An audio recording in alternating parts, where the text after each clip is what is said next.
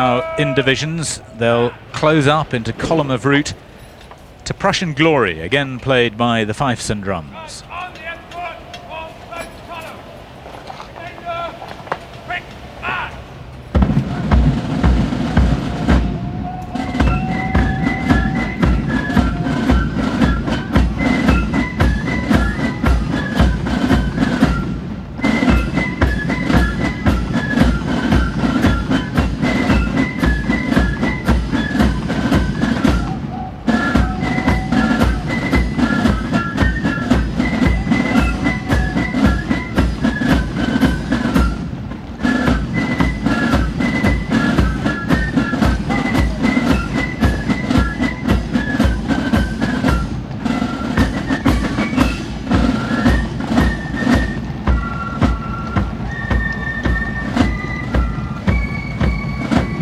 Moving into the approach road behind the mass-mounted bands, the Sovereign's escort.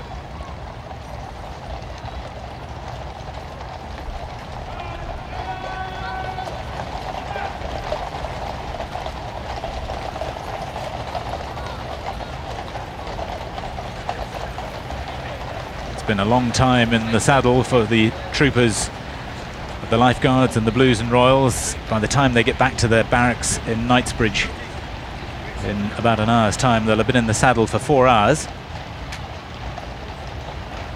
They too, like the Foot Guards, have a very long day, and indeed for some of them it won't be over then. They have to mount the Queen's Lifeguard at 4 o'clock this afternoon here on Horse Guards, a ceremony that normally takes place at 11 o'clock in the morning.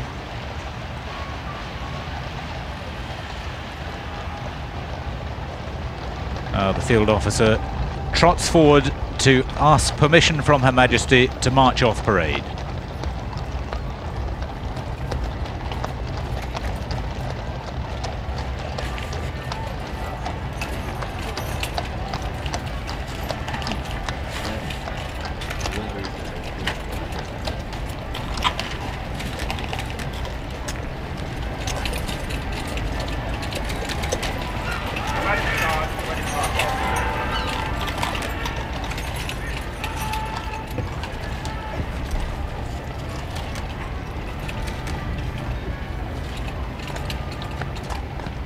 So with permission granted, Colonel Archie Miller-Bakewell returns to the centre of the parade ground.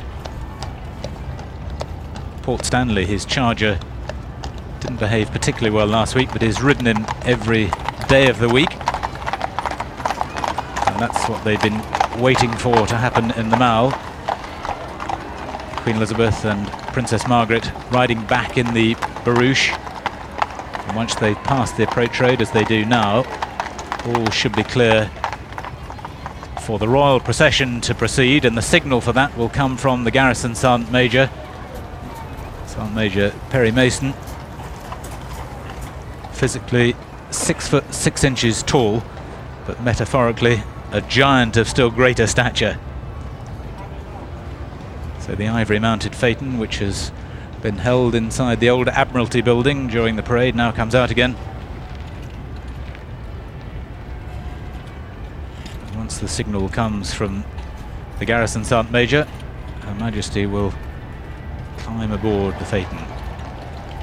Although his role actually on parade here is to signal to the field officer that the Mall is clear, and there is the signal, his presence is felt by everyone involved.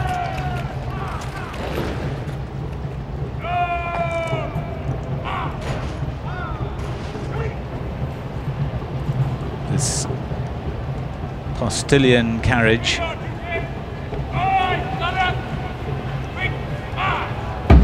orders come from the field officer for the quick march, which is 3 Scottish songs, an arrangement by the senior director of music of 3 popular tunes: I Love a Lassie, Roman in the Gloaming and Loch Lomond.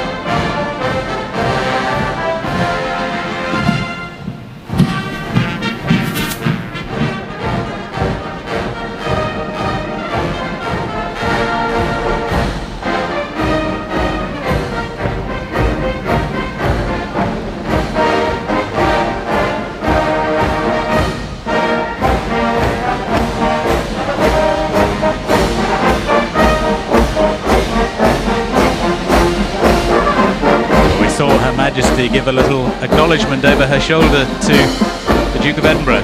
She clearly seemed to have enjoyed the parade, as has the huge crowd around Horse Guards as they applaud the Foot Guards marching off parade. An early colonel of Life Guards delivered this rallying cry to his troops on the eve of battle. To be overcome is the fortune of war, but to fly is the fashion of cowards. So let us teach the world that Englishmen would rather be acquainted with death than fear. The Scots Guards have proved over generations that they possess such courage and discipline, qualities that are fostered on the parade ground and exemplified in displays of excellence such as we've seen today. We may not be able to battle bull, but at least there are still some things at which we're unsurpassed.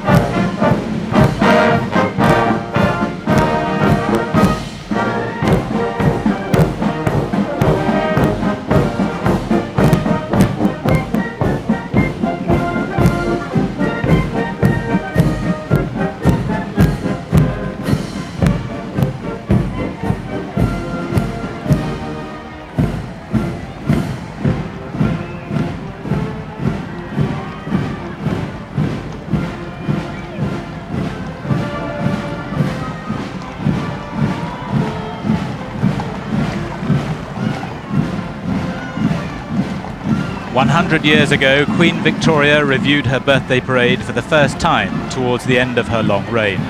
It was a very pretty sight," she said. "The bands played extremely well. At the age of 69, Her Majesty the Queen has already taken the salute here on Horse Guards 44 times, and I doubt if the bands had often played better." In the words of the former Archbishop of Canterbury, Lord Runcie, a wartime Scots Guardsman, royalty puts a human face on the operation of government and provides images with which the people of the nation can identify and which they can love. Happy birthday, Your Majesty.